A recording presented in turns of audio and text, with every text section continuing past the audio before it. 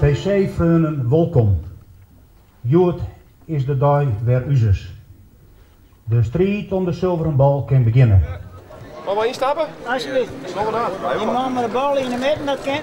Voordat ze losgaan, eerst nog even de rietocht met het winnende parcours van Feline Ier. Op naar het Chocolan. Opvallend is dat er dit hier haast geen mensen staan die nog een kaartje ziekje, maar wel een soort mensen die het kaartjes aanbieden. En hoeveel wil je ervoor aan? 25 euro gewoon. Ja, dat ben geen orenprijzen worden vervregen. Hij staat er zin. Ben er nog meer te keer? Ja, ben heel zo te keer blijven, ja. Maar ja, zo gaat het dan. Maar maak je dan net een prijs zakje nou? Nee. Oh, ik ga het zo overwegen omstandigheden. Dat zo doen, dat komt twee niet met, mijn broer niet, de spiekenissen niet en nog dat zo doen. Ik ben hem al kwijt. Oh, wacht eens even. Je bent hem al kwijt? Ik ben hem al kwijt, ja. 24? 25 euro. Hè.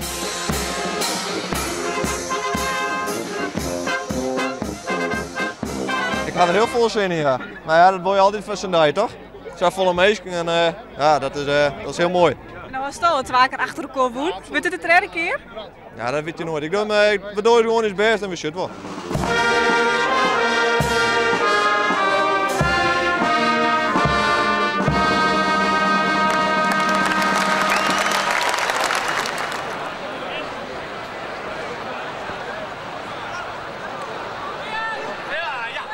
Lekker bakje koffie erbij, je had er zin hoor, of net? Ja, zeker. Dat is een hele mooie dag, heb ik het idee.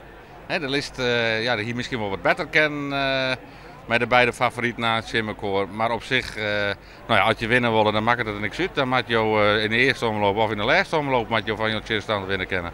Tussen alle pommeranten dit direct televisiemakker Jort Kelder. Van zijn nieuwe programma filmt hij Joort in Friesland. Mij moeten eerst nog de regels worden uitgelegd, want zelfs dat niveau heb ik nog niet gehaald. Maar je hebt net al een beetje uitleg gehad, toch? Of niet? Ja, heel klein, maar ik ben het meteen vergeten.